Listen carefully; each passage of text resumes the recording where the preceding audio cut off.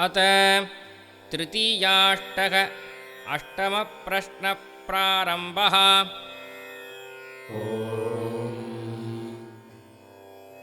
साङ्ग्रहण्येष्ट्यायजते इमान् जनतागुं सङ्गृह्णानीति द्वादशारत्नेरशना भवति। द्वादशमासाः संवत्सरः संवत्सरमेवावरुन्धे मौञ्जी भवति। ऊर्ध्वैमुञ्जाः ऊर्जमेवावरुन्धे चित्रानक्षत्रम् भवति। चित्रम् वा एतत्कर्म यदश्वमेधः समृद्ध्यै पुण्यनामदेवयजनमध्यवस्यति। पुण्यामेव तेन कीर्तिमभिजयति। अपदाति ऋत्विजः समावहन्त्यासु ब्रह्मण्यायाः सुवर्गस्य लोकस्य समष्ट्यै। केशश्मश्रुवपते नखानि निकृन्तते गतो धावते स्नाति अहतं वासः परिधत्ते। पाप्मनोपहत्यै वाचय्यत्वोपवसति स्वर्गस्य लोकस्य गुप्त्यै। रात्रिञ्जागरयन्त आसते स्वर्गस्य लोकस्य समष्ट्यै। चतुष्टय्य आपो भवन्ति चतुष्शफो वा अश्वः प्राजापत्यः समृद्ध्यै। तादिभ्यः समाभृता भवन्ति। दिक्षु वा आपः अन्नं वा आपः अद्भ्यो वा अन्नं जायते।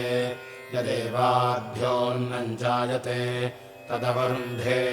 तासु ब्रह्मौदनं पचति। प्रेत एव तद्दधाति। चतुःशरावो भवति दिक्ष्वेव प्रतितिष्ठति। उभयतो रुक्मो भवतः उभयत एवास्मिन् रुचं दधाति। उद्धरति श्रुतत्वाय सकृष्वान् भवति मेध्यत्वाय। चत्वार आरुषेगाः प्राश्नन्ति दिशामेव ज्योतिषजुहोति। चत्वारि हिरण्यानि ददाति दिशामेव ज्योतिविश्ववरुन्धे।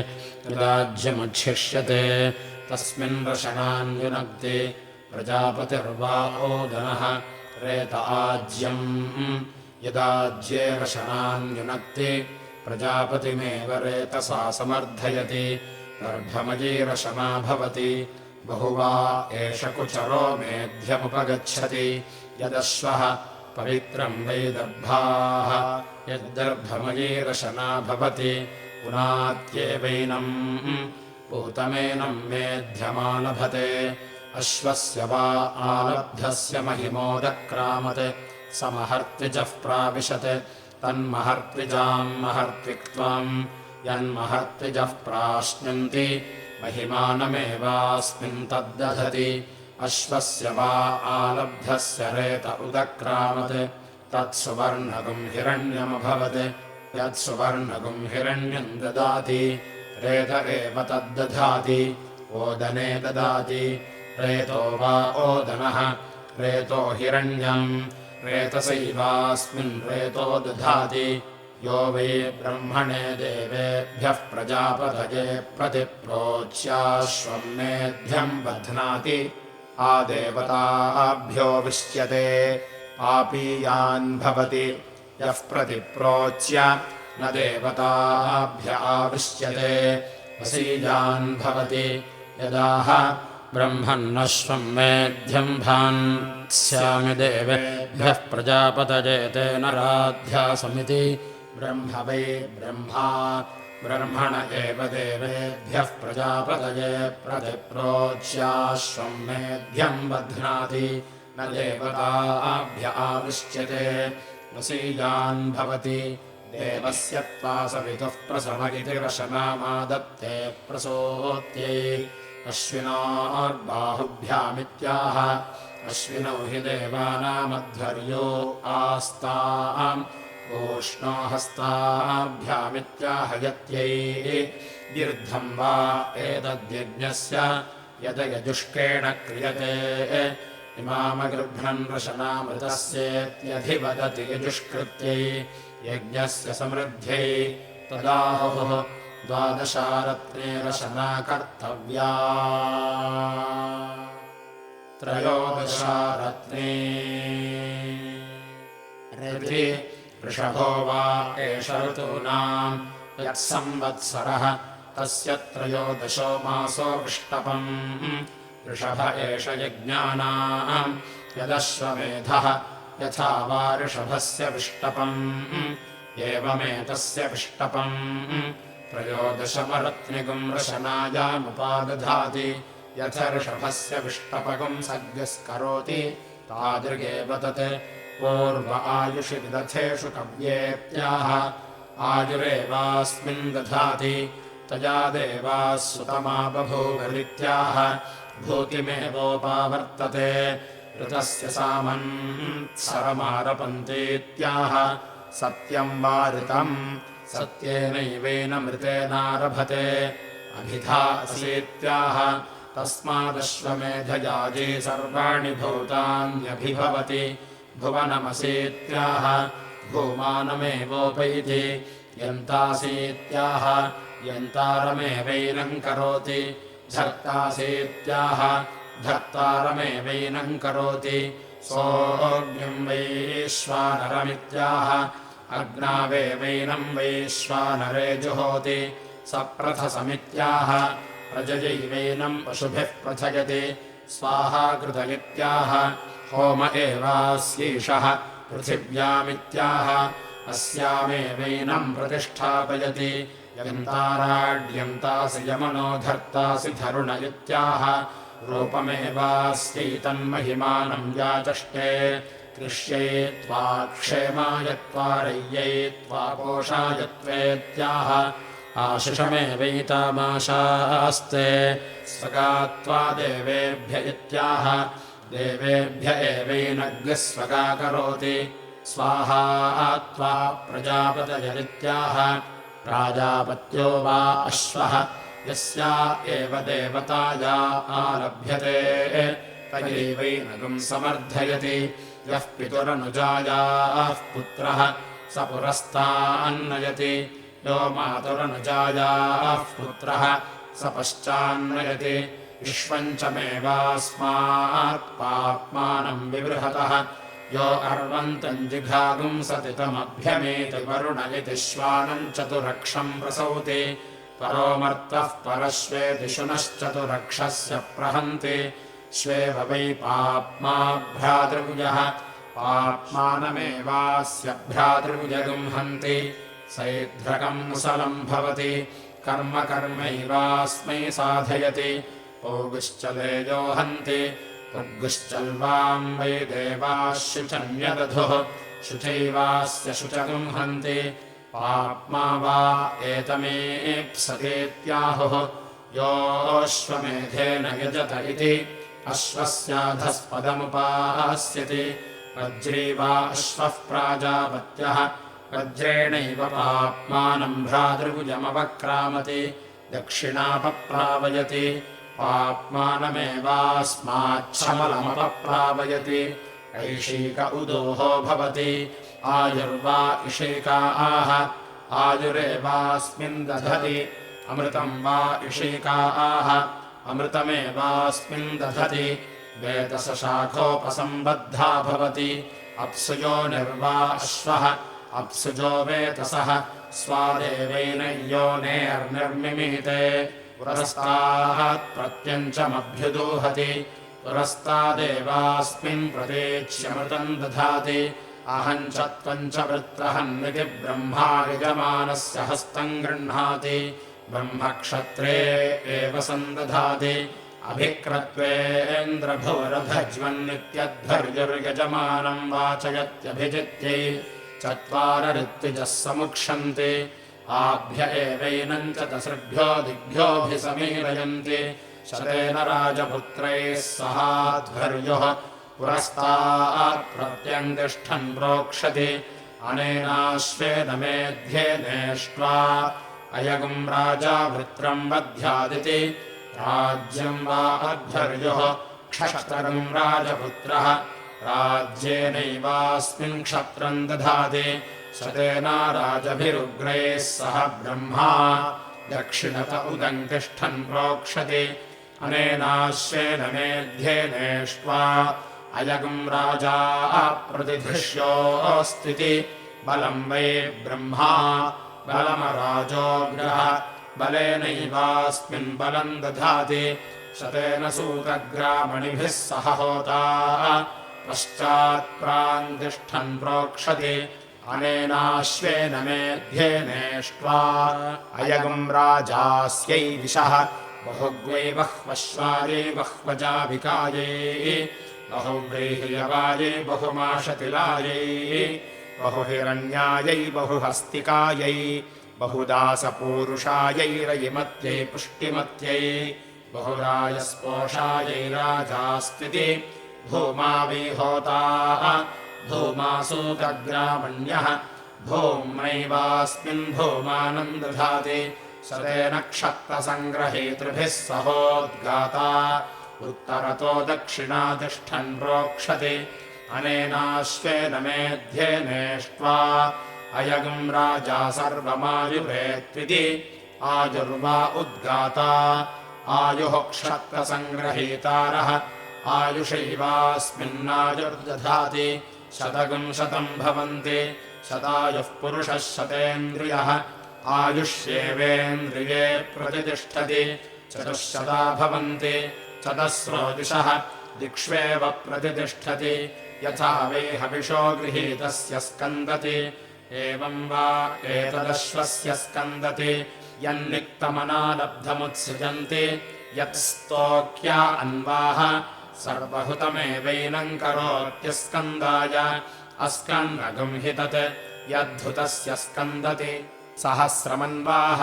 सहस्रसंमितः सुवर्गो लोकः सुवर्गस्य लोकस्याभिजित्यै यत्परिमिता अनुब्रूयात् परिमितमवरुन्धीत अपरिमितान्वाः अपरिमितः सुवर्गो लोकः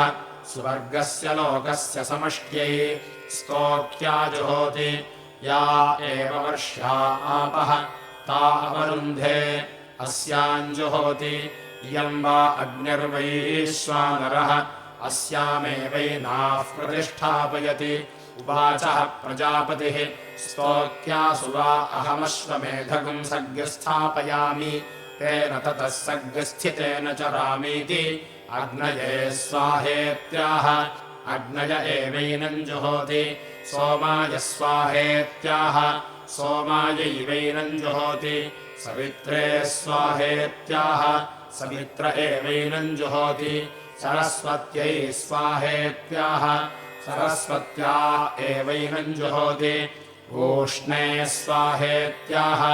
पूष्ण एवैनम् जुहोति बृहस्पतये स्वाहेत्याह बृहस्पतय एवैनम् जुहोति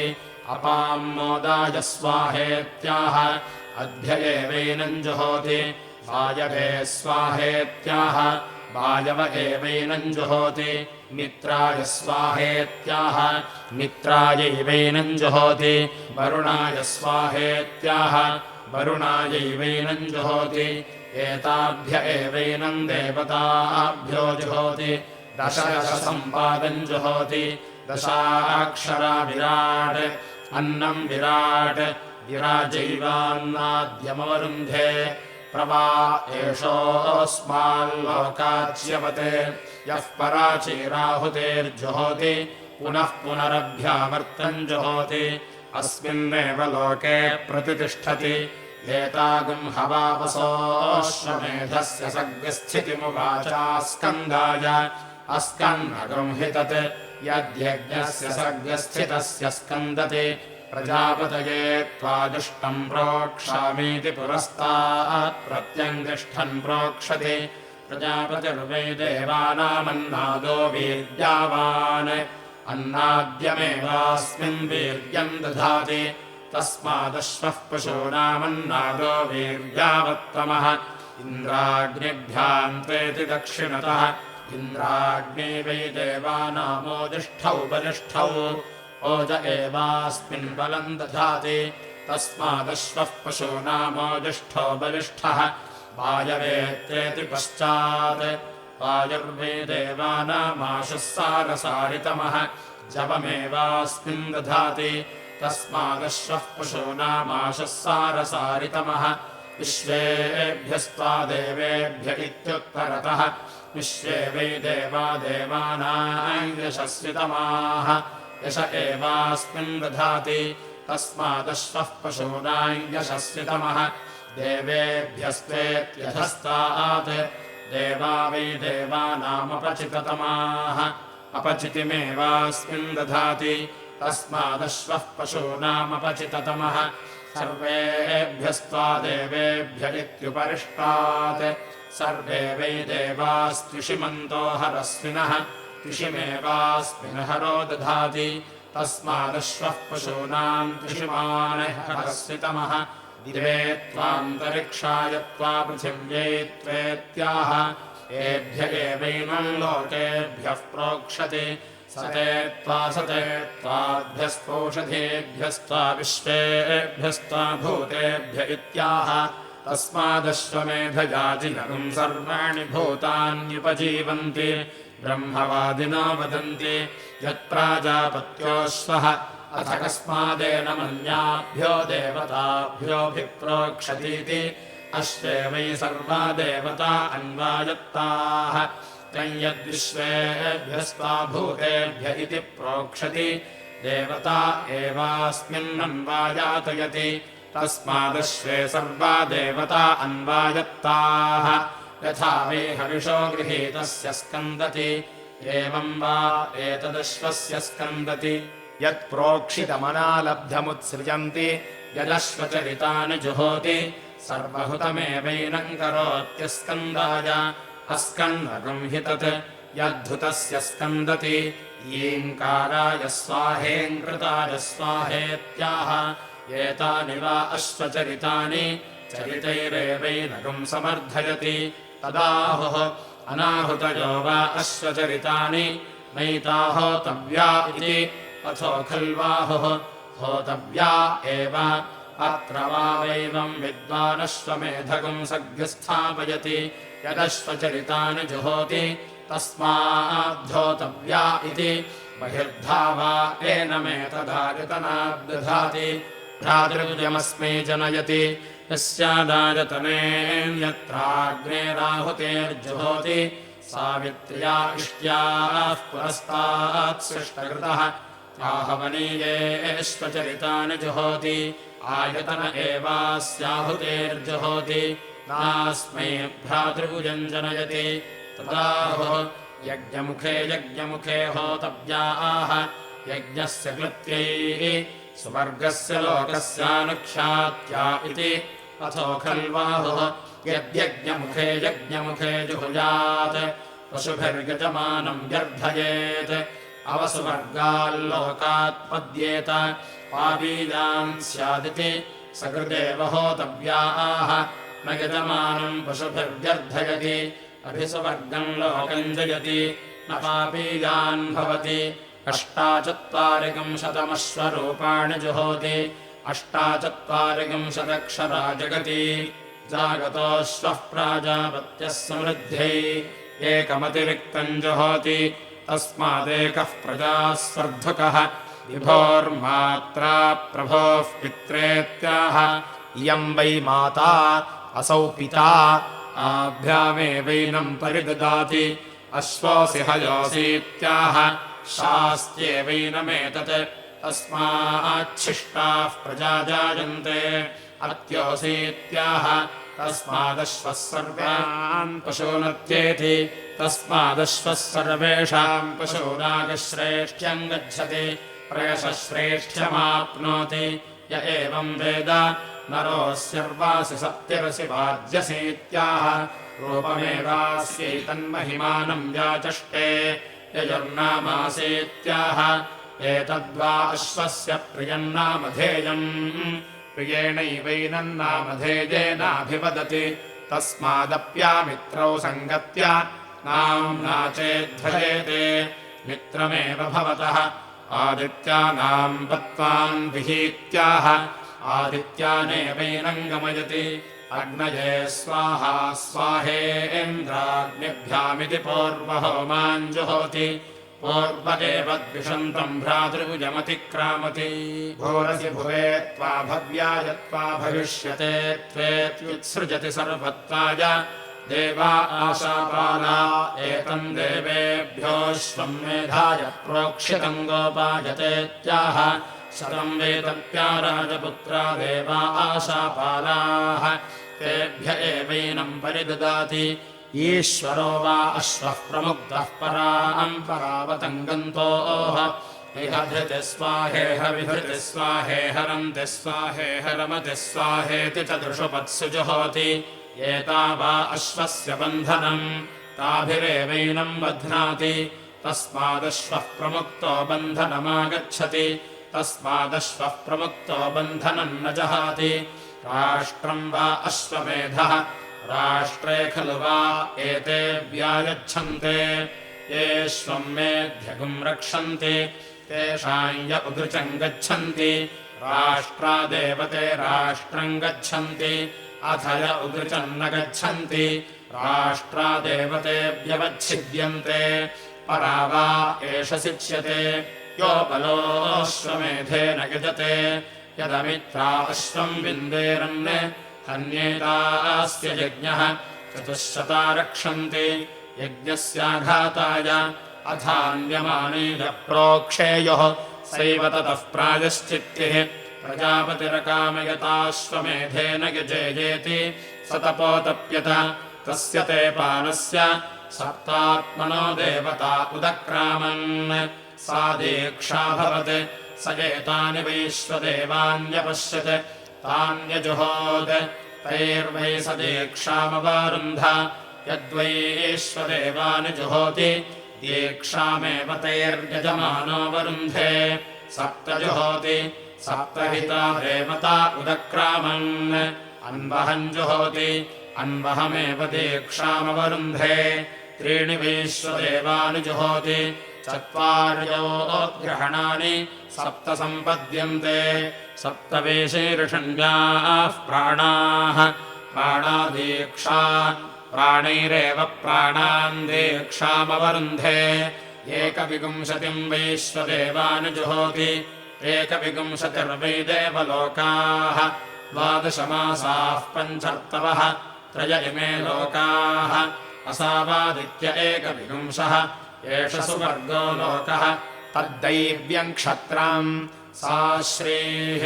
तद्ब्रध्नस्य विष्टपम् तत्स्वाराज्यमुच्यते 30मोद्ग्रहणानि जुहोति 30 विराट् अन्नम् विराट् विराजैवान्नाद्यमवरुन्धे त्रेधा विभज्य देवतान् जुहोति त्र्यावृतो वै देवाः त्र्यावृत इमे लोकाः येषाम् लोकानामाप्त्यै येषाम् लोकानाम् क्लृप्त्यै अपवा एतस्मात् प्राणाः क्रामन्ति यो दीक्षामतिरेचयति सप्ताहम् प्रचरन्ति सप्तवीशीर्षण्याः प्राणाः प्राणादीक्षा प्राणैरेव प्राणान् दीक्षामवरुन्धे पूर्णाहुतिमुत्तमाम् जुहोति सर्वम् वै पूर्णाहुतिः सर्वमेवाप्नोति अथो इयम् वै पूर्णाहुतिः अस्यामेव प्रतितिष्ठति प्रजापतिरश्वमेधमसृजत तगुम् सृष्टम् न किञ्चनोदयच्छत् तम् वैश्वदेवान्येवोदयच्छन् यद्वैश्वदेवानि जुहोति यज्ञस्योद्यत्यै स्वाहाधिमाधीताय स्वाहा स्वाहाधीतम् मनसे स्वाहा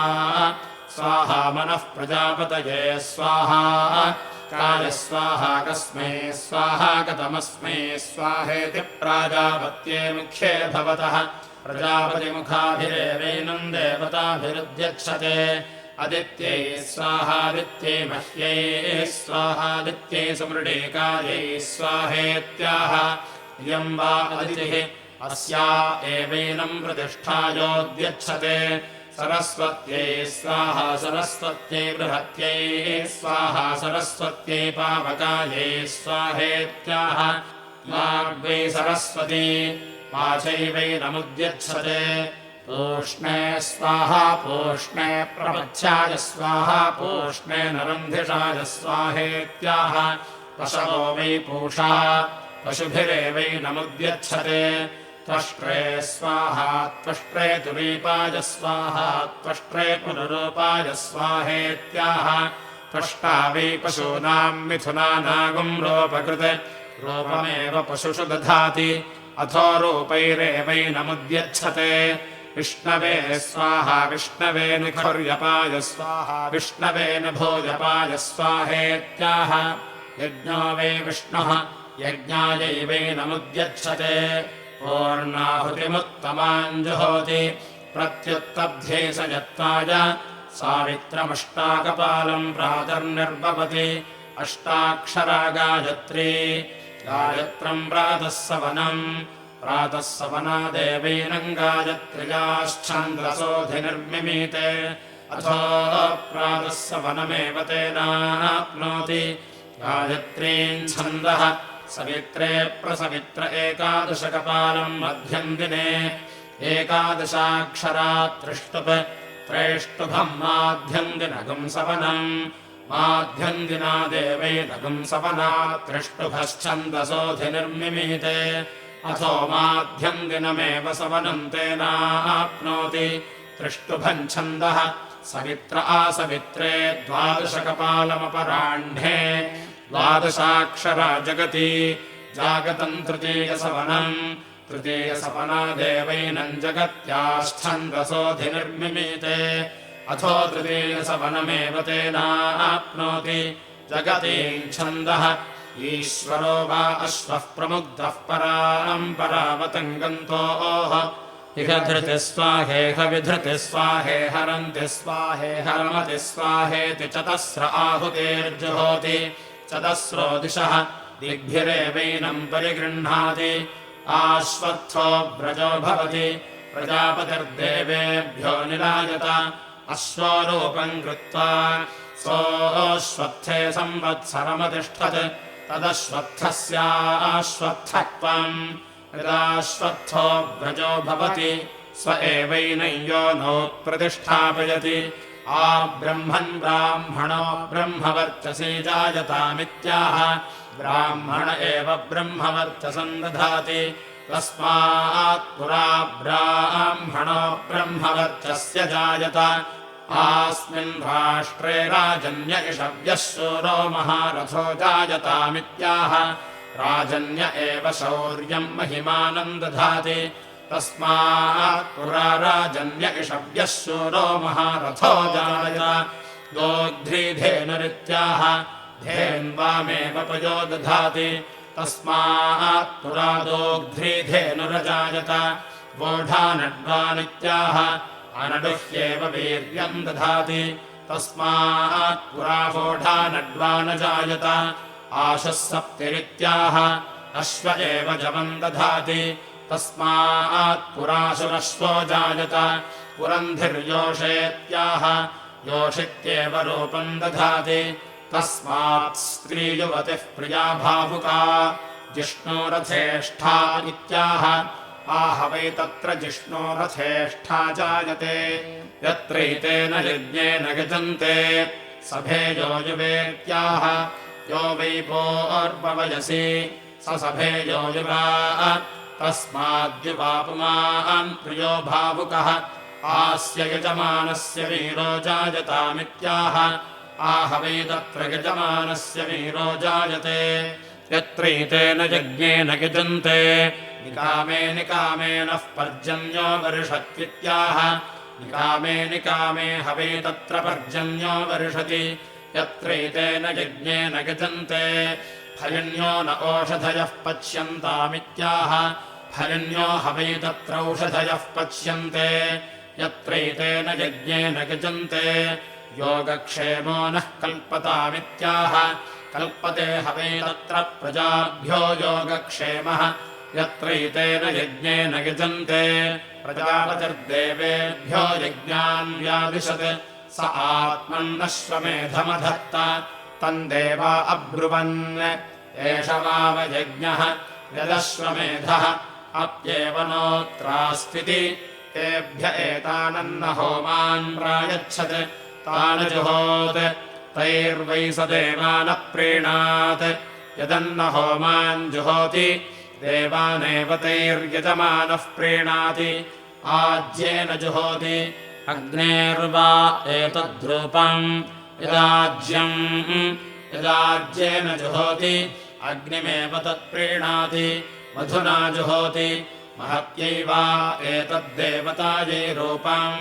यन्मधुना जुहोति महतीमेव तद्देवताम् प्रीणाति तण्डुलैर्जुहोति वसूनाम् वा एतद्रूपम् यत्तण्डुलैर्जुहोति वसूनेव तत्प्रीणाति पृथुकैर्जुहोति रुद्राणाम् वा एतद्रूपम् यत्पृथुकैर्जुहोति रुद्राणेव तत्प्रीणाति लाजैर्जुहोति आदित्यानाम् वा एतद्रूपम् यल्लाजैर्जुहोति आदित्यानेव तत्प्रीणाति करम्बैर्जुहोति विश्वेषाम् वा एतद्देवानागम् रूपम् यत्करम्बैर्जुहोति विश्वानेव तद्देवान् प्रीणाति धानाभिर्जुहोति नक्षत्राणाम् वा एतद्रूपम् यद्धानाभिर्जुहोति नक्षत्राण्येव तत्प्रीणाति सक्तुभिर्जुहोति प्रजापतेर्वा एतद्रूपम् यत्सक्तुभिर्जुहोति प्रजापतिमेव तत्प्रीणाति मसोऽस्यैर्जुहोति सर्वासाम् वा एतद्देवतानागम् रूपम् यन्मसोऽस्यैर्जुहोति सर्वा एव तद्देवताः प्रीणाति प्रियङ्गुतण्डुलैर्जुहोति प्रियाङ्गाहवैनामैते एतैर्वै देवा अश्वस्याङ्गानि समदधुः यत्प्रियङ्गुतण्डुलैर्जुहोति अश्वस्यैवाङ्गानि सन्दधाति दशान्नानि जुहोति दशाक्षरा विराट् कृत्स्नस्यान्नाद्यस्यावरुध्ये प्रजापतिरश्वमेधमसृजत तगम् सृष्टगम् रक्षाकस्य जिघागुंसान् स एतान् प्रजापतिर्नक्तगम् होमानपश्यत् तान् जुहोत् तैर्वै स यज्ञाद्रक्षाकस्य पाहन् यन्नक्तगम् होमान् जुहोति यज्ञादेवतैर्यजमानो रक्षाकस्य पहन्ति आज्येन जुहोति वज्रो वा आज्यम् वज्रेणैव यज्ञाद्रक्षाकस्य पहन्ति आज्यस्य प्रतिपदम् करोति प्राणो वा आज्यम् मुखत एवास्य प्राणम् दधाति अन्नहोमान् जुहोति शरीरवदेवावरुन्धे नियत्यासम् जुहोति उभयस्यावरुद्ध्यै नक्तम् जुहोति रक्षसामपहत्यै आज्येनाम् ततो जुहोति प्राणो वा आज्यम् उभयत एवास्य प्राणम् दधाति पुरस्ताच्चोपरिष्टाच्च एकस्मै स्वाहेत्याह अस्मिन्नेव लोके प्रतितिष्ठति द्वाभ्यागस्वाहेत्याह अमुष्मिन्नेव लोके प्रतितिष्ठति उभयोरेव लोकयोः प्रतितिष्ठति अस्मिग्श्चामुष्मिग्श्च शतायस्वाहेत्याह शतायुर्वै पुरुषः शतवीर्यः आयुरेव वीर्यमवरुन्धे सहस्रायस्वाहेत्याह आयुर्वै सहस्रम् आयुरेवावरुन्धे सर्वस्मै स्वाहेत्याह अपरिमितमेवावरुन्धे प्रजापतिम् वा एष ईप्सतीत्याहुः योऽश्वमेधेन यजत इति अथो आहुः सर्वाणि भूतानीति एकस्मै स्वाहेत्याह प्रजापतिर्वा एकः तमेवाप्नोति एकस्मै स्वाहा द्वाभ्यागस्वाहेत्यभिपूर्वमाहुतेर्जुहोति अभिपूर्वमेव सुवर्गम् लोकमेति एकोत्तरम् जुहोति एकवदेव सुवर्गम् लोकमेति सन्ततम् जुहोति सुवर्गस्य लोकस्य सन्तत्यै शतायस्वाहेत्याह शतायुर्वै पुरुषः शतवीर्यः आयुरेव वीर्यमवरुन्धे सहस्रायस्वाहेत्याह आयुर्वै सहस्रम् आयुरेवावरुन्धे अयुताय स्वाहा नयुताय स्वाहा प्रयुताय स्वाहेत्याह त्रय इमे लोकाः इमानेव लोकानवरुन्धे अर्बुदाय स्वाहेत्याह वाग्वा अर्बुदम् वाचमेवावरुन्धे न्यर्बुदाय स्वाहेत्याह यो वै वाचो भूमा तन्यर्बुदम् वाच एव भूमानमवरुन्धे समुद्राय स्वाहेत्याह समुद्रमेवाप्नोति मध्याय स्वाहेत्याह मध्यमेवाप्नोति अन्ताय स्वाहेत्याह अन्तमेवाप्नोति परार्धाय स्वाहेत्याह परार्धमेवाप्नोति उषसे स्वाहा व्यष्ट्यै स्वाहेत्याह रात्रिर्वा उषाः अहर्व्यष्टिः अहोरात्रे एवावरुन्धे अथो अहोरात्रयोरेव प्रतितिष्ठति तायदुभयेर्दिवानक्तम् वा जुहुयात् अहोरात्रे मोहयेत् उषसे स्वाहा व्यष्ट्ये स्वाहोदेष्यते स्वाहोद्यते स्वाहेत्यनुदिते जुहोति उदिताय स्वाहा सुवर्गाय स्वाहा लोकाय स्वाहेत्युदिते जुहोति अहोरात्रयोरव्यतिमोहाय विभोर्मात्रा प्रभोः पित्रेत्यश्वनामानि जुहोति उभयोरेवैनम् लोकयोर्नामधेयम् गमयति आयनाय स्वाहा प्रायणाय स्वाहेत्युग्रावान् जुहोति सर्वमेवैनमस्कन्नकम् सुवर्गम् लोकम् गमयति अग्नये स्वाहा सोमाय स्वाहेति पूर्वहोमान् जुहोति पूर्वदेव द्विषन्तम् भ्रातृयमतिक्रामति पृथिव्यै स्वाहान्तरिक्षाय स्वाहेत्याह यथा यजुरेवैतत् अग्नये स्वाहा सोमाय स्वाहेति पूर्वदीक्षा जुहोति पूर्वदेव द्विषन्तम् भ्रातृयमतिक्रामति पृथिव्यै स्वाहान्तरिक्षाय स्वाहेत्येकविगुंसिनीम् दीक्षाम् जुहोति एकविगुंशतिर्वै देवलोकाः द्वादशमासाः पञ्चर्तवः त्रय इमे लोकाः असावादित्यैकविगुंसः एष सुवर्गो लोकः स्वर्गस्य लोकस्य समष्ट्यै भुवो देवानाम् कर्मणेत्युतदीक्षा जुहोति ऋतूनेवास्मै कल्पयति अग्नये स्वाहा वायवे स्वाहेति जुहोत्यनन्तरित्यै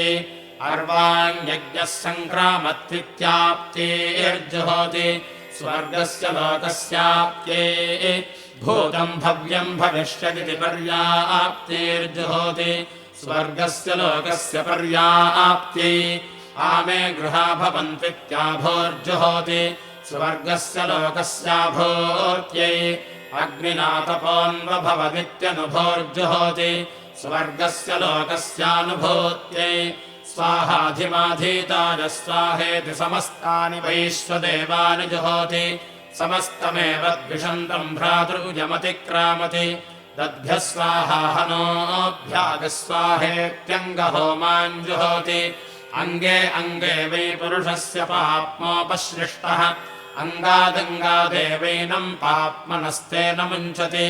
अञ्चेताय स्वाहा कृष्णाय स्वाहा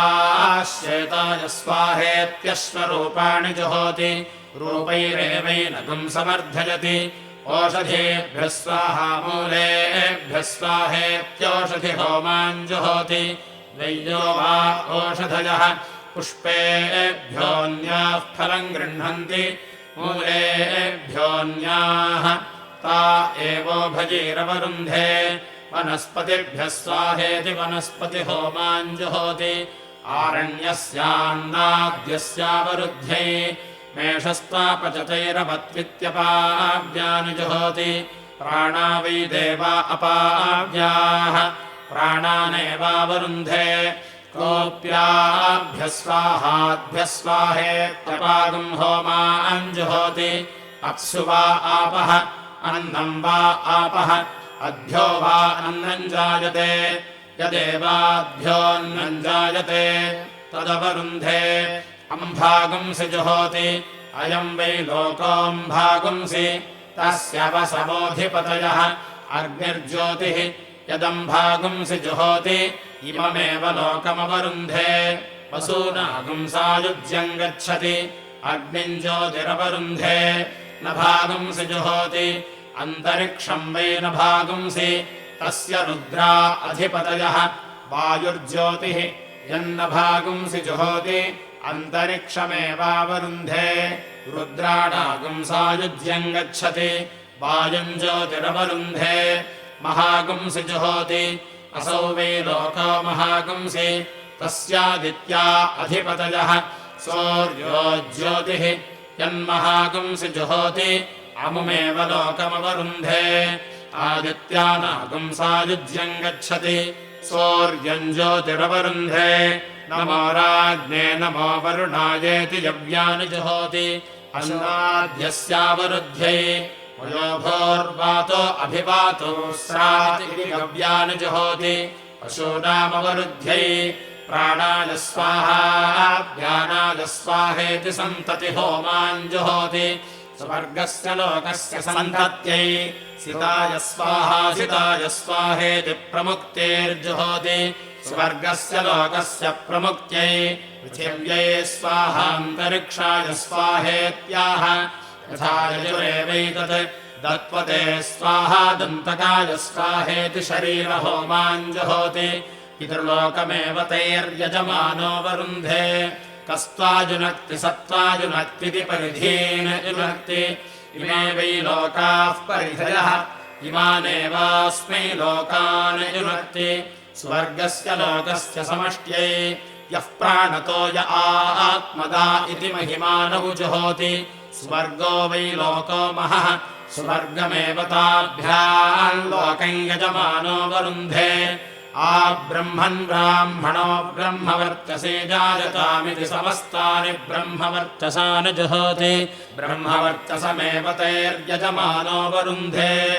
जज्ञबीजमिति जुहोत्यनन्तनित्यै अग्नये समनमत्पृथिव्यै समनमदिति सन्नति होमान् जुहोति स्वर्गस्य लोकस्य सन्नत्यै भूताय स्वाहा भविष्यते स्वाहेति भूता भव्यौ होमौ जुहोति अयम् वै लोको भूतम् असौ भविष्यत् अनयोरेव लोकयोः प्रतिष्ठति सर्वस्याप्यै सर्वस्यावरुध्यै यदक्रन्दः प्रथमम् जायमान इत्यश्वस्तोमीयम् जुहोति सर्वस्याप्यै सर्वस्य जित्यै सर्वमेव तेनाप्नोति सर्वम् जयति योऽश्वमेधेन यजते यगुचैनमेवम् वेद यज्ञगुम् रक्षागस्य जिघागुम् सन् स एतान् प्रजापतिर्नक्तगुम् होमानपश्यत् तान जुहोत् तैर्वै स यज्ञाद्रक्षागस्य पाहन्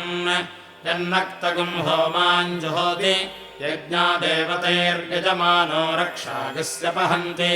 उषसे स्वाहा व्यष्ट्यै स्वाहेत्यन्ततो जुहोति स्वर्गस्य लोकस्य समष्ट्यै एकयोपो वैकादशिनी वा अन्येषाम् यज्ञानाम् योपा भवन्ति एकविपुंसिन्यश्वमेधस्य स्वर्गस्य लोकस्याभिजित्यै वैलो वा खादिरो वा पालाशो वा अन्येषाम् यज्ञक्रतूनाम् योपा भवन्ति राज्युदार एकविपुंशत्यरत्निरश्वमेधस्य स्वर्गस्य लोकस्य समष्ट्यै नान्येषाम् पशूनाम् ते जन्या अवद्यन्ति अवद्यन्त्यश्वस्य पाप्मा वै ते जनी पाप्मनोपहत्यै पक्षशाखायामन्येषाम् पशूनामवद्यन्ति एतस्शाखायामश्वस्य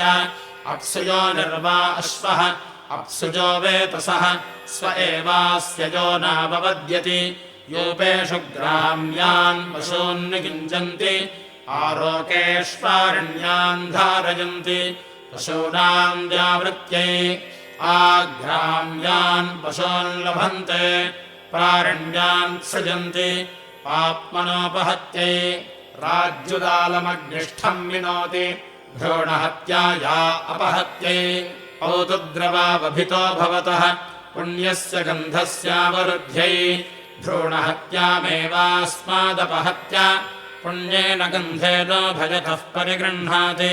षड्भैरवा भवन्ति ब्रह्मवर्चसस्यावरुध्ये षट्खादिराः तेजसोऽवरुध्ये षट्पालाशाः सोमपीठस्यावरुध्ये एकविंशतिः सम्पद्यन्ते एकविंशतिर्वे देवलोकाः 12 मासाः पञ्चर्तवः त्रय इमे लोकाः असावादित्य एकविंशः एष सुवर्गो लोकः स्वर्गस्य लोकस्य समष्ट्यै 100 वशवो भवन्ति शतायुः पुरुषः शतेन्द्रियः आयुष्येवेन्द्रिये प्रतिष्ठति सर्वम् वा अश्वमेध्याप्नोति अपरिमिता भवन्ति अपरिमितस्यावरुद्ध्यै ब्रह्मवादिना वदन्ति कस्मात् सत्यात् दक्षिणतो अन्येषाम् पशूनामवद्यन्ति उत्तरतोऽश्वस्येति वारुणो वा अश्वः एषा वै वरुणस्य दिक् स्वायामेवास्य दिश्यवद्यति यदितरेषाम् पशूनामवद्यति शतदेवत्यन्तेनावरुन्धे चितेऽग्नावधिवैतसे कटेष्वम् चिनोति अप्सुजो निर्वा अश्वः अप्सुजो वेतसः स्व एवैनं योनौ प्रतिष्ठापयति पुरस्तात् प्रत्यञ्चन्तो परम् चिनोति पश्चात् प्राचीनम् गोमृगम् प्राणापानावेवास्मिन् संयञ्चौ दधाति अश्वन्तो परम् गोमृगमिति सर्वहुत एतान् जुहोति येषाम् लोकानामभिजित्यै आत्मनाभिजुहोति सात्मानमेवैनगम् सतनम् करोति सात्मामुष्मिल्लोके भवति य एवम् वेद अथो वसोरेव धारान्तेनावरुन्धे इदुवर्गाय स्वाहा बलिवर्गाय स्वाहेत्याह संवत्सरो वा इदुवर्गः परिवत्सरो बलिवर्गः संवत्सरादेव परिवत्सरादायुरवरुन्धे आयुरेवास्मिन् दधाति तस्मादश्वमेधजाजी जरसा विस्रसामम् लोकमेति एकविंशोऽग्निर्भवति एकविंशस्तोमः एकविंशतिर्यूपाः यथा वा अश्वावर्षभा वा वृषाणः सर्गस्फुरेरन् एवमेतत्स्तोमाः सर्गस्फुरन्ते यदेकविंशाः ते यत्समृच्छेरन् हन्येतास्य यज्ञः 12 एवाग्निस्यादित्याहुः 12 स्तोमः 11 यूपाः यद्वादशोऽग्निर्भवति 12 मासाः संवत्सरः संवत्सरेणैवास्मा अन्नमवरुन्धे यद्दश यूपा भवन्ति 10 अक्षरा विराट् अन्नम् विराट् विराजैवान्नाद्यमवरुन्धे य 11 स्तन एवास्यैसः युह एवैनान्तेन तदाहुः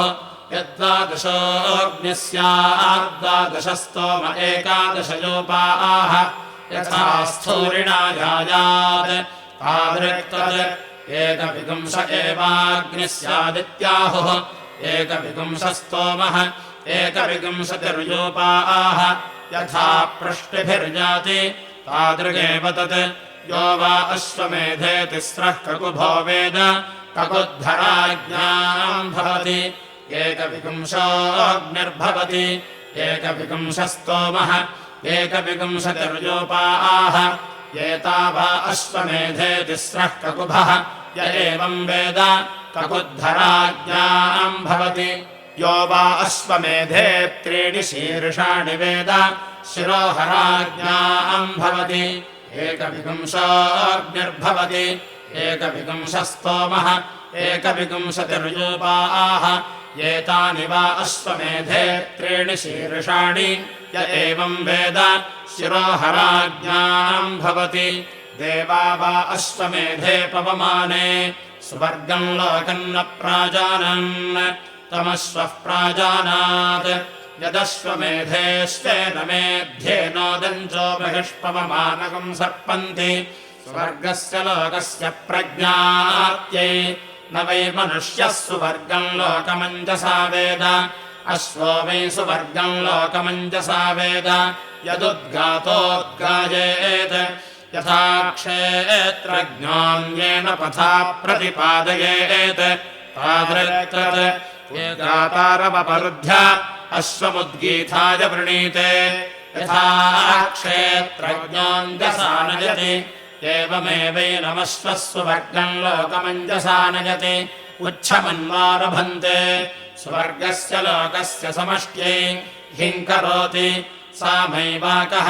हिङ्करोति उद्गीत एवास्य सह बडबा उपरुन्धन्ति मिथुनत्वाय प्रजात्यै अथो यथोपगातार उपगायन्ति तादृगेव तत् उदगासीदश्वमेध्य इत्याह प्राजापत्यो वा अश्वः प्रजापतिरुद्गीथः उद्गीथमेवावरुन्धे अथो ऋक्सामयोरेव प्रतितिष्ठति हिरण्येनोपाकरोति ज्योतिर्वै हिरण्यम् ज्योतिरेव मुखतो दधाति यजमाने च प्रजासु च अथो हिरण्यज्योतिरेव यजमानः सुवर्गम् लोकमेति पुरुषो वै यज्ञः यज्ञः प्रजापतिः यदश्वै पशून्ययुञ्जन्ति यज्ञादेव तद्यज्ञम् प्रयुङ्क्ते अश्वन्तो परङ्गो मृगम् तानग्निष्ठ आलभते सेनामुखमेव तत्सर्गिष्यति तस्माद्राजमुखम् भीष्मम् भावुकम् आग्नेयम् कृष्णग्रीवम् पुरस्ताल्ललाटे पूर्वाग्निमेव तम् कुरुते तस्मात् पूर्वाग्निम् पुरस्तात् स्थापयन्ति औष्णमन्वञ्चम् अन्नम् वै पूषा तस्मात् पूर्वाग्नावाहार्यमाहरन्ति ऐन्द्रापोष्णमुपरिष्टात् ऐन्द्रो वै राजन्योऽन्नम् पूषा अन्नाद्येनैवैनमुभजतः परिगृह्णाति तस्माद्राजन्योऽन्नादो भावुकः आग्नेयौ कृष्णग्रीवौ बाहुवोः बाहुवोरेव वीर्यम् धत्ते तस्माद्राजन्यो बाहुबली भावुकः त्वाष्ट्रौ लोमशसक्थौ सख्योः सख्योरेव वीर्यम् धत्ते तस्माद्राजन्य ऊरुबली भावुकः क्षितिपृष्ठौ बार्हस्पत्यौ पृष्ठे ब्रह्मवर्चसमेवोपरिष्टाद्धत्ते अथो कवचे एवैते अभितः पर्योहते तस्माद्राजन्यः सन्नद्धो वीर्यम् करोति धात्रे पृषोदरमधस्तात् प्रतिष्ठामेवैताम् कुरुते अथो इयम् वै धाता अस्यामेव प्रतितिष्ठति सौर्यम् बलक्षम् पुच्छे उत्सेधमेव तम् कुरुते तस्मादुत्सेधम् भये प्रजा अभिसर्गश्रयन्ति ॐ